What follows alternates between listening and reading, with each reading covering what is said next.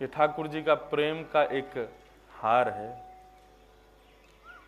इसको हमेशा ठाकुर जी को नहीं धराना है।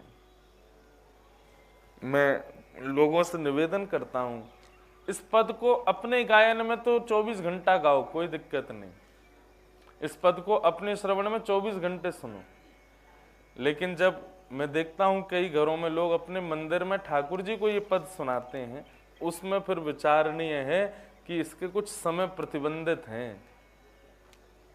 हमने गा तो दिया, लेकिन भीतर अभी लाला उठे ही हैं, और उठते ही उनको ये पद सुना दोगे तो बेचारे रोने लग जाएंगे, क्योंकि इसमें विरह भक्त को उतना नहीं हुआ जितना ठाकुर जी को होता है। श्री कुंभन दास जी, कल चर्चा हो रही थी, रात्रि में पद कुछ तैयार कर रहे थे तो एक कथा याद आई कि श्री कुंभन दास जी इतना सुंदर गाते थे, इतना बढ़िया गाते थे, राजा उनके पीछे पड़े रहते थे। अकबर पीछे पड़ा रहा, एक बार राजस्थान का एक राजा मान सिंह उनके पीछे पड़ गया, और नित्य ही कुंभन दास जी के पास पहुंच जावे। कभी कुंभन दास जी का स्वर सुनने में उसकी आसक्ति, कभी कुंभन दास जी से कुछ पद सुनाओ महाराज, ऐसा आसक्ति। और कुंभन दास जी यदि स्वच्छंद भाव से नहीं भी सुनाते थे तो कुंभन दास जी जब अपना रियाज कर रहे होते तो छुप करके सुनता था कि कहीं स्वर सुनने को मिले कुंभन दास जी का। कुंभन दास जी बहुत दीनहीन थे, सब जानते ही हैं कथा। तो एक दिन राजा मान सिंह ने मन में विचार किया कि कुंभन दास जी को मैं बहुत सारा द्रव्य दे दूं, लेकिन मैं अपने अधिकार से दूं या अपने भाव से दूं, कहीं कम ना पड़ जाए। कुंभन दास जी से ही आज्ञा ले लेता हूं कि आपको जो जरूरत हो मांग लो, मैं दे दूंगा। तो ठाकुर जी गोद में बैठे थे कुंभन दास जी के, में इतने में राजा मान सिंह आ गया, और जैसे ही कोई आता था ना तो कुंभन दास जी के संग क्रीड़ा कर रहे ठाकुर जी उठ के भाग जाते थे। बंधुओं, द्वापर युग में श्री महाप्रभु वल्लभाचार्य जी ने कलयुग में द्वापर प्रकट कर दिया था। कलयुग में द्वापर, आज से 500 वर्ष पहले ठाकुर जी सारी लीलाएं करते थे, लेकिन बस यही था कि प्रेम में उन्मुक्त जो है उसको दर्शन होता था। और मैं तो एक बात कहूं, आज भी करते हैं लाल जी, बस हमको देखते नहीं है, हमको दिखाई नहीं देते। क्यों? क्योंकि हमारे भाव उतने प्रगाढ़ नहीं है, हमारे भाव में इतनी प्रबलता नहीं है कि हम उनका दर्शन कर सकें। आज भी ठाकुर जी की लीला हो रही है, आज भी हम सब बैठ के कथा सुन रहे हैं तो ना जाने 20 बार तो निकल जाते होंगे हमारे आसपास से, लेकिन हमको उनका अनुभव नहीं होता। तो कुंभन दास जी की गोद में ठाकुर जी बैठे थे और कुछ चर्चा कर रहे थे, इतने में ही राजा मान सिंह आ गया। तो मान सिंह के आते ही ठाकुर जी वहां से अंतर्ध्यान हो गए, और कुंभन दास जी को इतना कष्ट हुआ कि ठाकुर जी चले गए। मान सिंह बैठा रहा सामने, लेकिन कुंभन दास जी बस मन में विचार करते रहे, कहाँ चले गए नाथ, कछु तो कह रहे जन कहाँ चले गए नाथ, इसी प्रकार का भाव रखने लगे। राजा मान सिंह सामने बैठा था, उसने कहा महाराज आप मेरे कहने से कभी कुछ सुनाते नहीं, कुछ गाते नहीं, ठीक है आपकी रुचि में, उस रुचि में बीच में कोई दखलंदाजी नहीं देना चाहता, लेकिन मैं आपसे प्रार्थना करना चाहता हूं। मैं आपका इतना बड़ा मुरीद हो चुका हूं कि आपको कुछ देना चाहता हूं, आप कुछ मांग लीजिए मुझसे, आप जो कहेंगे मैं सब कुछ आपको न्योछावर कर दूंगा। कुंभन दास जी के नेत्र सजल हो गए। राजा मान सिंह बोला आप रुदन क्यों कर रहे हो? बोले क्योंकि तेरे आवे से पहले मुझको एक बहुत सुंदर वस्तु प्राप्त भई, लेकिन तेरे आवे के बाद वो चली गई। या हमारे मैं तो सो यही मांगना चाहूं कि तू फिर से उठ के चलो जाए यहां से, क्यों तेरे जाति वो वस्तु फिर मिल जाएगी, देनो तो यही दे दे, तू चलो जाए यहां से। राजा मान सिंह उठ करके जैसे ही चले गए, जैसे ही मान सिंह गए ठाकुर जी फिर प्रकट हो गए। ठाकुर जी बोले कहा भय हो कुंभना, कहा कर रहे हो? कुंभन दास जी बोले मेरी छोड़ो, तुम बताओ कहां चले गए? बोले तेरे मेरे भाव के बीच में, तेरी मेरी सखत्व के बीच में कोई और आवे तो मुंह को फिर सुख ना लगे, हमारे में चलो गए हो। कौन आए हो? अरे बोले कहीं को राजा आए हो मान सिंह, और आके मुझसे कह रो कछु आपको देनो चाहूं, आप ले लो मुझसे, मैं आपको कछु प्रदान करना चाहूं। तो ठाकुर जी बोले तेने कछु लियो नहीं? अब लाल जी मैं कहाँ मांगू, वासे मैंने तो कुछ नहीं मांगो, आप मेरी गोद में बैठे, बाकी आवे से चले गए, तो मैंने वासे कही तू चलो जा, वो ही दे दे मुझको, क्योंकि तेरे जावे तो वो आ जाएंगे। ठाकुर जी बोले अरे बावड़े, मैं नहीं तो पढ़ा के भेजो मान सिंह, मैं नहीं तो बाकू सब मती वाकी ऐसी करेगी वो आके तेरे सब भंडारन को भर के चलो जाए, मैं नहीं तो भेजो बाकू, तेने क्यों बाकू वापस कर दिया, कछु ले ले तो। कुमनदास जी बोले यदि मैंने वहां से कछु ले लियो हो तो, वहां से कछु प्राप्त कर लियो हो तो, वहां से वाकी दी हुई वस्तु को स्वीकार कर लियो हो तो आप दोबारा मेरी गोद में नहीं आते। आपको लगती कि कुमनदास को तो अब सब मिल गया, अब मेरी क्या जरूरत है, अब मैं जाके अपनी लीला करूं। आप दोबारा मेरे पास यही मारे आए क्योंकि वाकी दई हुई वस्तु मैंने स्वीकार नहीं की, वाकी दई हुई वस्तु को मैंने अंगीकार नहीं किया, आप इसीलिए मेरे पास वापस आए। और ठाकुर जी हमारे लिए तो सर्वधन सर्व सुख सर्व सब कुछ आप ही हो, और क्या मांगे हम आपसे। ऐसा भाव श्री कुमनदास जी का। तो रूप स्पर्श गंध और शब्द ये चार रस हैं,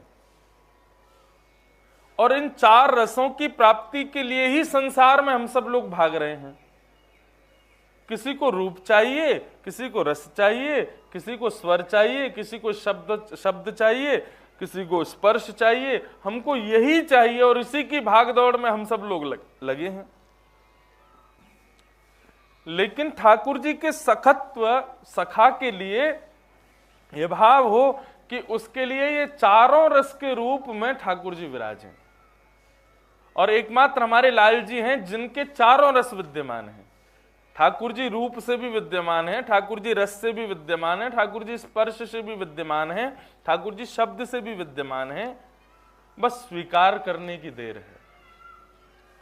जितेंद्रिय का भाव यही है, जिसकी प्रत्येक इंद्रिय ठाकुर जी को पाना चाहिए। हमारे अनंत रसिकों ने, हमारे अनंत भाव विभोर सखाओं ने, सबने ठाकुर जी को इन चतुर रसों में प्राप्त करने का प्रयास, पंच रसों में प्राप्त करने का प्रयास किया, इसलिए ठाकुर जी के वे सखा बन गए। सखा मतलब पूर्ण समर्पण, आत्मनिवेदन, सर्व प्रकार से ठाकुर जी के हैं हम, ये बात। तो ये तीन गुण सखा में होने चाहिए, विरक्त, प्रशांत, जितेंद्रिय। और चौथा गुण जो ठाकुर जी को अपने सखा में चाहिए वो क्या है? चौथा गुण है दया।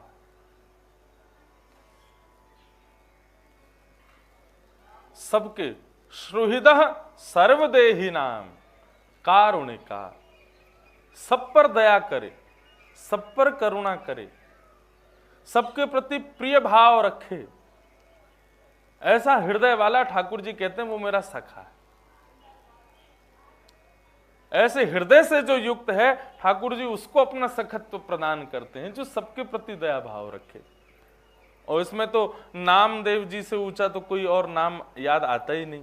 कैसी दया उनके भीतर, जो कुकर के पीछे घी का डिब्बा लेके भाग रहे हैं कि अरे विठलनाथ सूखी रोटी मत खाइयो, नेक रुक जा, नेक मुझको घी तो चुपड़न दे। रोटी बना रहे थे, इतने में ही कुत्ता लेके भाग गया, तो पीछे भागे उसके। हम लोग होते तो डंडा लेके भागते, लेकिन श्री नामदेव जी उसके पीछे घी का डिब्बा लेके भाग रहे हैं। अरे विठलनाथ सूखी रोटी मत खाइयो, अरे विठलनाथ तुम्हारे मुखमंडल में आनंद नहीं आवेगो, गले में इर्ज जावेगी सूखी रोटी, ने घी तो लगान दो। घी का डिब्बा लेके कुत्ते के पीछे भागे तो कुकर में से श्री पंडरीनाथ भगवान प्रकट हो गए। पंडरीनाथ भगवान बोले आपने हमको यहां भी पहचान लिया? तो बोले आप नहीं हो कुकर में, सर्व जगह हो आप। सब पर दया करे, और इस भाव से करे कि सब घट में ठाकुर जी हैं। हम लोग सुबह स्नान करने के बाद में अपने स्नानीय वस्त्रों को भी यदि ऐसे ही पैर से उठा के फेंक देते हैं, या जिससे अंग का प्रक्षालन किया, जिससे अंग को पहुंचा, उसको भी यथावता कहीं फेंक देते हैं ना, तो वहां पर भी दया लेश हो जाती है। उस पर भी दया का भाव रखो, सदा दया में रहो, सब पर दया करो। ऐसा दयावंत बन के रहो कि ठाकुर जी को तुम प्रिय हो। क्योंकि श्रीमद् भागवत में भगवान ने अपना नाम द्रौपदी को दिया केवल एक भाव की वजह से, क्योंकि द्रौपदी के भीतर दया है। ये भी भगवान की सखी है। ये दया का गुण जो मैंने निकाला, ये द्रौपदी के प्रसंग से ही निकाला कि ठाकुर जी को अपने सखा में दया का भाव चाहिए, इसलिए ये चतुर्थ भाव में दया लेकर के आए। आज स्वामी श्री हरदास जी महाराज का बहुत स्मरण हो रहा है। एक बार स्वामी श्री हरदास जी महाराज बिहारी जी की सेवा करके यमुना जी के पुलिन पर विराजे थे, यमुना जी के तट पर बैठे थे। तो एक परम भक्त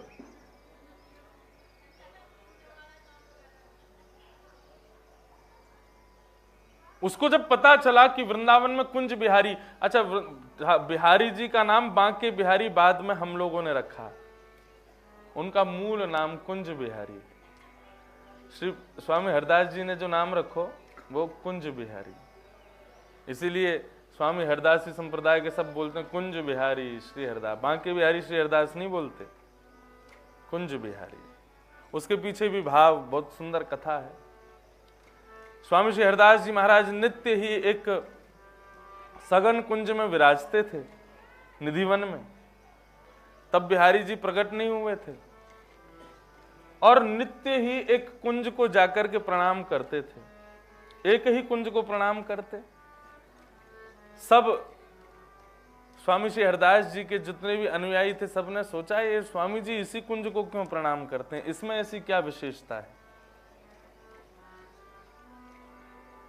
विट्ठल विपुल बिहारी जी स्वामी श्री हरदास जी के परम भक्त थे। एक दिन उन्होंने जिज्ञासा प्रकट की और स्वामी जी से कहा कि जय जय, आप इतने निधिवन बड़े राज में एक ही कुंज को क्यों प्रणाम करते हो, ऐसा क्या विशेषता है इस कुंज में। बोले आप जाके दर्शन करो।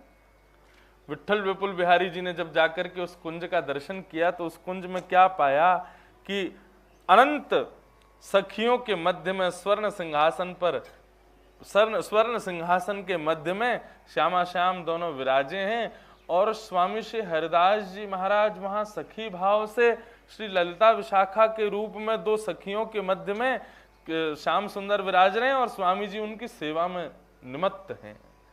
ये दर्शन करके विट्ठल विपुल बिहारी जी आनंद विभोर हो गए। स्वामी जी ने कहा था स्वयं जाकर के दर्शन करो और सुनो, जब दर्शन हो जाए ना तो प्रसाद लेके आना। विट्ठल विपुल बिहारी जी ने जब दर्शन किया, प्रणाम किया, दंडवत हो गए, वहीं बहुत देर तक पड़े रहे। उस रूप माधुरी का दर्शन करके बहुत देर तक चित्त में संसार का कोई भाव ही प्रकट नहीं हुआ। अपनी भुजा उठा करके उस सघन कुंज की और प्रसाद की जब कामना की तो विट्ठल विपुल बिहारी जी के उस भाव को देख करके श्यामा श्याम दोनों एक हो गए और विट्ठल विपुल बिहारी जी की गोद में आकर के बैठ गए। वही हैं श्री कुंज बिहारी, प्रकट हो गए, अपने हृदय से लिपटा करके लेकर के आए और आकर के जैसे ही स्वामी श्री हरदास जी को प्रदान किया, पूरे निधिवन राज में आनंद उत्सव होने लगा। स्वामी जी नृत्य करने लगे। आकाश में एक और सूर्य, दूसरी ओर चंद्रमा, दोनों एक साथ प्रकट हो गए। 33 कोटि देवता नृत्य कर रहे हैं कि आज बिहारी जी वृंदावन में प्रकट भये हैं। ऐसा सुंदर स्वरूप प्रकट भयो ठाकुर जी को। नित्य सेवा करते थे स्वामी जी। हमारे बिहारी जी को दो चीजें प्रिय हैं, जैसे श्रीनाथ जी को 3 भाव प्रिय हैं, राग, भोग और सेवा। आपके घर के ठाकुर जी की यदि आप राग सेवा ना कर सको, सबसे श्रेष्ठ है राग सेवा। आप कुछ गा के ना सुना सको, कुछ कीर्तन ना सुना सको, कुछ भजन ना सुना सको, कोई बात नहीं, स्वर इतना अच्छा नहीं दिया ठाकुर जी ने तो भोग सेवा करो। लेकिन एक बात और याद रखना, यदि आपका स्वर उचित नहीं है ना, स्वर ज्यादा बढ़िया नहीं है तो ज्यादा मत गाना ठाकुर जी के आगे। ये बात हम सत्य कह रहे हैं। यदि स्वर मधुर नहीं है और ठाकुर जी के सामने जबरदस्ती रह रहे हो ठाकुर जी को सुख नहीं मिलेगा। बुरा नहीं मानना, आपका स्वर अच्छा नहीं है, ठाकुर जी ने आपको उस भाव के लिए भेजा ही नहीं है, इसलिए उसको कट्टस कर लो, बोले कि इसके लिए मैं आया ही नहीं हूं, तो ये भाव मुझे स्वीकार देना ही नहीं है ठाकुर जी। बाकी के और हैं क्या? राग नहीं दे सकते, भोग दो। लेकिन एक बात कहूं, जिनके पास राग का भाव है, जिनके पास स्वर है, वो अपनी कंधा को रोज थपथपाया करो। ठाकुर जी ने कितनी कृपा की कि आपको स्वर दिया। अनंत निप्रति स्वामी श्री हरदास जी महाराज से लेकर के और वहां सूरदास जी तक सबका ये मानना है, सबका ये स्वीकारीकरण है कि ठाकुर जी नम, यम, नियम, आसन, प्राणायाम, प्रत्याहार, जप, तप आदि इन सब भावों से मिलेंगे। कितने वर्षों में, कितने समय में, कितने दिनों में मिलेंगे कुछ कह नहीं सकते, लेकिन यदि आपके पास स्वर है तो स्वर के गायन के कुछ क्षण बाद ही ठाकुर जी का अनुभव आपको हो जाएगा। आप लोग कहोगे महाराज जी आपके पास तो स्वर है, आपने अपना पक्ष तो भारी कर लिया, और हम लोग कहां जाएं? गजराज तारो तेने आवने को, जावने को, खावने पकावने को मीराबाई तारी है। यदि स्वर का भाव अच्छा नहीं है तो भोग की सेवा करो, ठाकुर जी को नित्य भोग बनाओ। अच्छा एक बात, राग सीखने पर आएगा, भोग भी सीखने पर आएगा, लेकिन राग सीखने के बाद भी उतना बढ़िया आएगा ये कह नहीं सकते। भोग सीखने के बाद अच्छा आ जाएगा, इसलिए भोग सुंदर सुंदर बनाओ, नई नई वस्तुएं बना बना करके ठाकुर जी को पवाओ।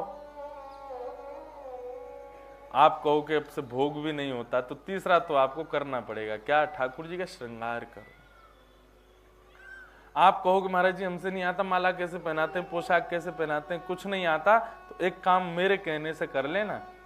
केसर लेना, चंदन से उसको घिसना, बढ़िया जब केसर चंदन युक्त होकर के बढ़िया चंदन तैयार हो जाए तो ठाकुर जी के माथे पर और दोनों कपोलों पर थोड़ा थोड़ा चंदन लगा देना। ठाकुर जी उसी से रीझ जाएंगे, उसी से आनंदित हो जाएंगे। तीनों में से कुछ तो होना चाहिए जीवन में, या तो राग हो, या तो भोग हो, या फिर श्रृंगार हो। और तीनों से ही वंचित हो तो फिर तो सीताराम कृपा करें आप पे, चकाचक भोग पाओ, तान दुपट्टा सो जाओ। आपको ठाकुर जी ने संसार की शोभा बनाने के लिए भेजा है, संसार की शोभा बनाओ। हाँ, कुछ लोग संसार की शोभा में भी तो रहें, सब भक्त हो जाएंगे फिर संसार कैसे चलेगा? इसलिए राग भोग श्रृंगार तीनों में ही रुचि नहीं है तो फिर आपको ठाकुर जी को दूर से ही प्रणाम किया करो, जय हो। अब होटल में जगह ही नहीं है तो कहां घुसोगे? सब ऑक्यूपाइड हो गया तो फिर कहां जाओगे? कहीं और ही व्यवस्था देखो अपनी। लेकिन प्रयास तो करना चाहिए। हमारे बिहारी जी को दो चीज प्रिय हैं, एक तो राग और दूसरा इत्र सेवा। हरिदासी परंपरा जैसी इत्र सेवा पूरी परंपराओं में कहीं नहीं होती। जब भी आप निधिवन राज जाओ, जब भी आप तटीय स्थान जाओ, जब भी बिहारी जी के दर्शन करने जाओ, बिहारी जी अलग ही चमकते हैं। क्यों? इत्र खूब रज रज के लगवाते हैं। इत्र की सेवा बहुत प्रिय है ठाकुर जी को। तो स्वामी श्री हरदास जी दोनों में ही निपुण हैं। राग भी सुनाते हैं ठाकुर जी को। आहा, नैना रूप भरे,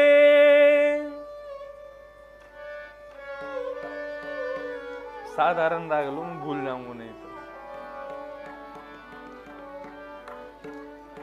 नैना रूप भरे बिहारी तेरे, नैना रूप भरे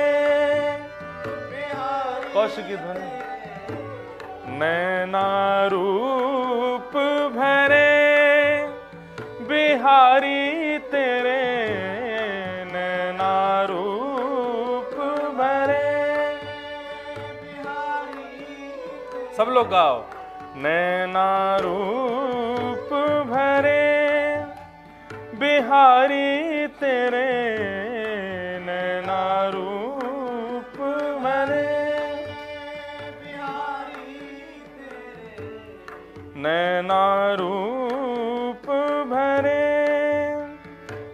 बिहारी तेरे नैना रूप भरे, निरख निरख राधे प्यारी को, निरख निरख राधे प्यारी को, निरख निरख राधे प्यारी को, निरख निरख राधे प्यारी। अनत न कबहु टरे बिहारी तेरे, अनत न कबहु टरे बिहारी तेरे, नैना रूप भरे बिहारी तेरे, नैना रूप भरे। आह, श्री ललित मोहिनी जी वर्णन कर रहे हैं, लाला तुम्हारे नेत्र कैसे हैं? नैना रूप भरे, नैना स्वरूप भरे, नैना रस भरे, नैना श्रृंगार भरे, नैना सब भरे। सब कछु लाल जी के नेत्रन में ही विद्यमान है।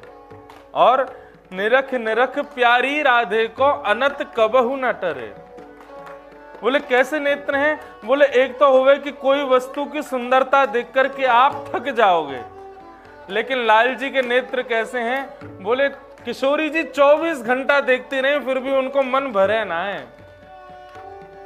नैना रूप भरे बिहारी तेरे, नैना रूप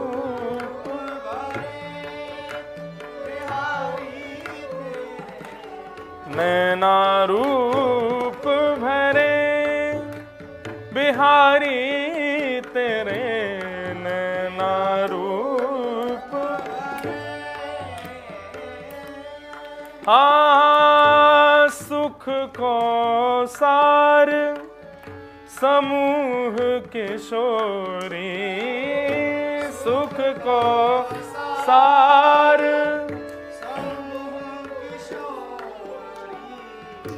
सुख को सार समूह किशोरी, सुख को सार समूह किशोरी।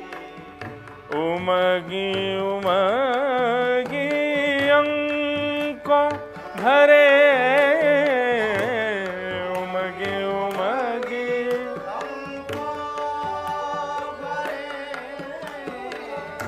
उमगी उमगी अंको भरे, उमगी उमगी। अब एक रहस्य की बात बताऊं। श्री गोविंद देव जी, बिहारी जी, राधा रमन जी, मदन मोहन जी, सबकी भुजाएं ऐसी ही क्यों रहती हैं? 24 घंटा बंसी बजाते रहे और आज ते ना बजा रहे, 5000 साल ते बजा रहे, थके ना ये? इनके हाथ कभी हारे ना है? कभी यूं ना इनको मन करे कि मैं नीचे हाथ करके सीधा। कभी गोविंद देव जी दर्शन करने जाओ, अब पता चली सामने जैसे कपाट खोले गोविंद देव जी ऐसे खड़े हैं, ऐसे कभी होगा क्यों ना है? बंधुओं भाव को समझिए। ये जो ठाकुर जी के नित्य भुजा ऐसी रहे ना, ये ठाकुर जी की भुजा नहीं है, किशोरी जी की भुजा है।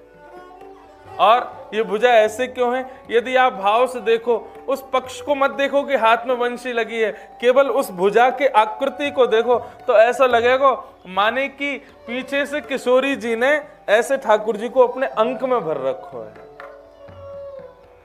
ये भाव पक्ष है ठाकुर जी को।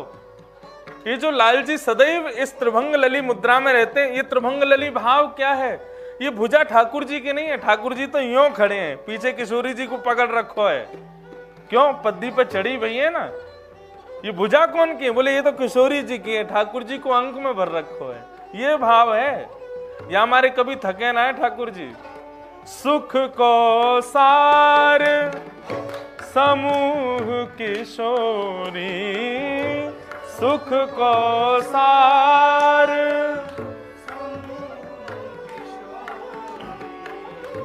उमगी उमगी अंको भरे, उमगी उमगी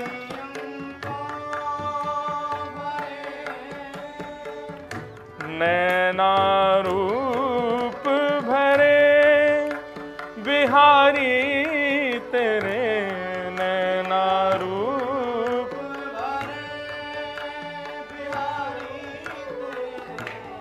ललित मोहिनी कीन जुजीवन, ललित मोहिनी कीन जुजीवन सूरज अरे बिहारी तेरे, सूरज अरे बिहारी तेरे, नैना रूप भरे बिहारी तेरे, नैना रूप भरे बिहारी तेरे, नैना